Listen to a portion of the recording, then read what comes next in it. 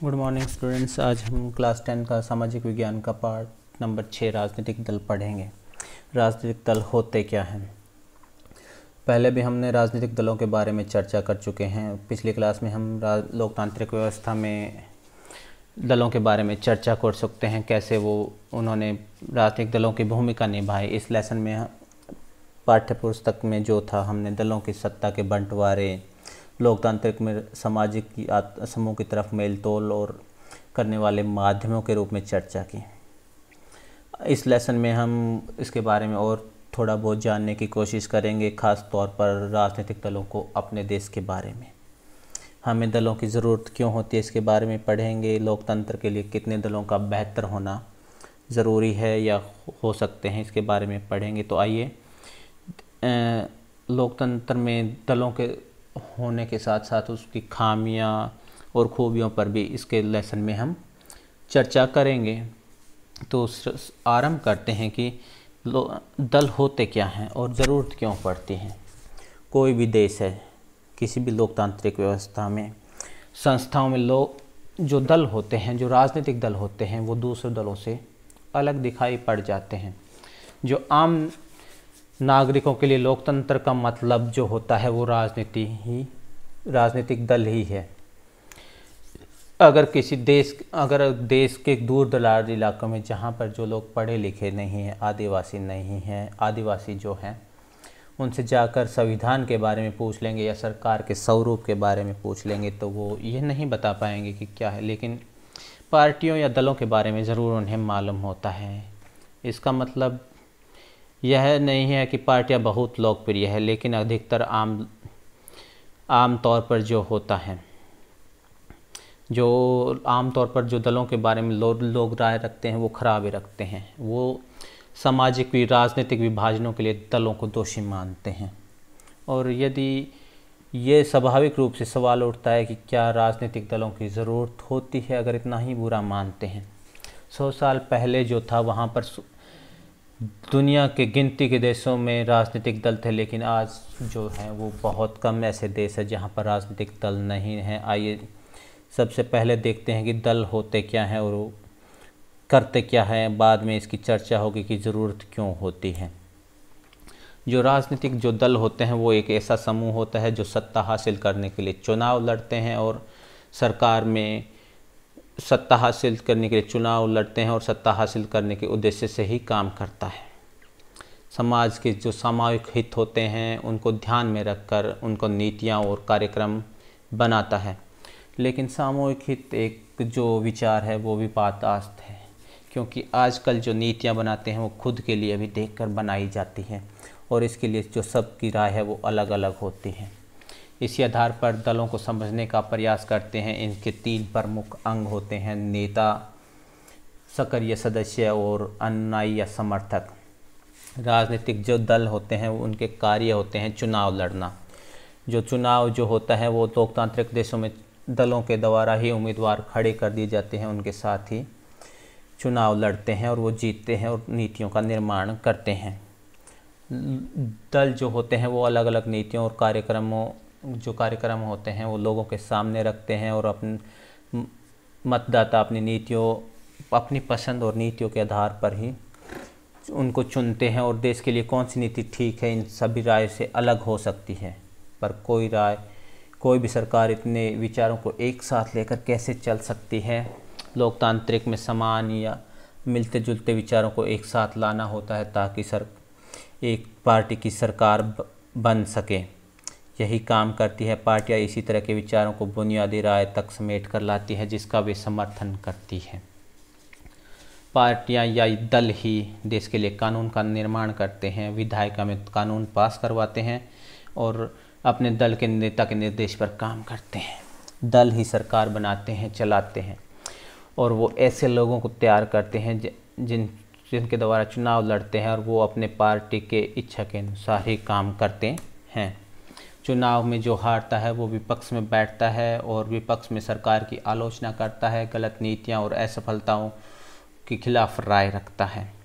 दल के सरकारी मशीनरी और कार्यक्रम के द्वारा ही चलाए जाने वाले कार्यक्रम दल ही जो सरकार के द्वारा कार्यक्रम चलाए जाते हैं, मशीनरी और लोगों के तक पहुंच बनाते हैं।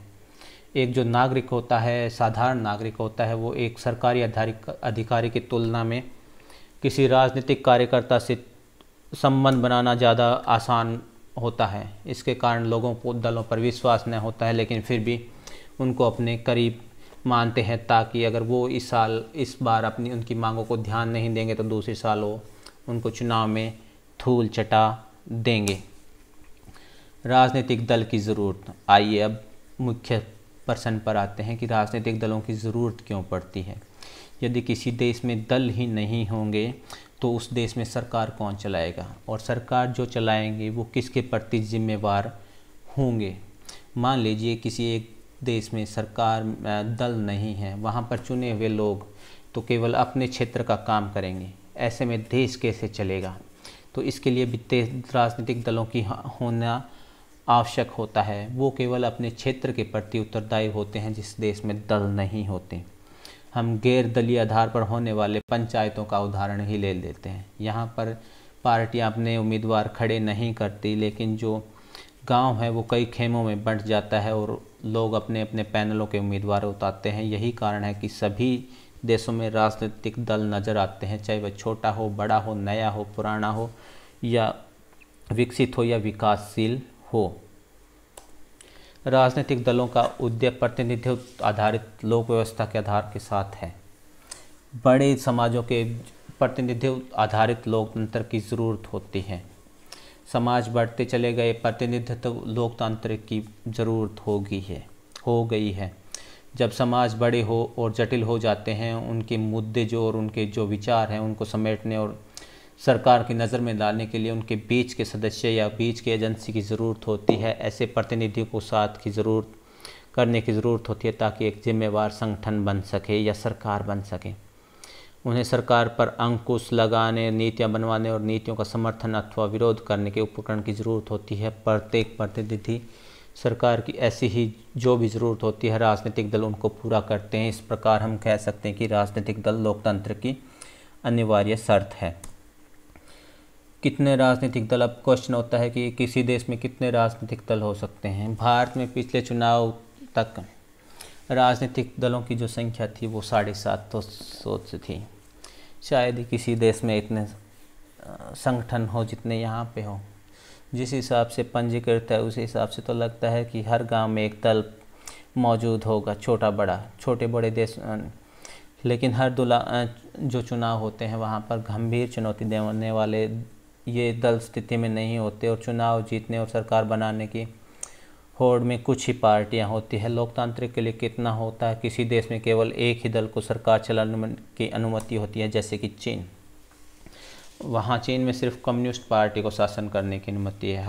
हालांकि कानून से वहाँ पर सभी लोगों को राजनीतिक दल बनाने की आज़ादी है, पर वहाँ की चुनाव प्रणाली सत्ता की स्वतंत्र प्रतिद्वंद्विता की अनुमति नहीं देती।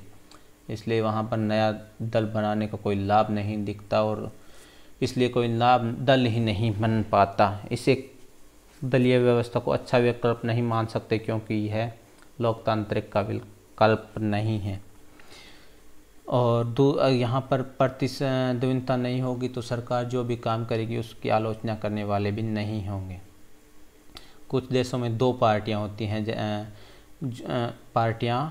होती हैं। वहाँ अनेक पार्टियां चुनाव तो लड़ सकती हैं, लेकिन जो बहुमत पाने का हकदार होता है वो केवल 2 ही दलों की व्यवस्था को होता है। अमेरिका और ब्रिटेन होते हैं। और जो किसी देश में अनेक दल जो सत्ता की होड़ में हो और जो 2 से ज़्यादा दल ज़्यादा के लिए अपने दम पर दूसरों से गठबंधन करके सत्ता में आने का ठीक ठाक अवसर हो तो उसे बहुदलीय व्यवस्था कहते हैं। भारत में भी ऐसी बहुदलीय व्यवस्था है। इस व्यवस्था में कई गठबंधन सरकार बना सकते हैं। 2004 में 3 प्रमुख दल थे: राष्ट्रीय जनतांत्रिक गठबंधन, संयुक्त प्रगतिशील और वाम मोर्चा।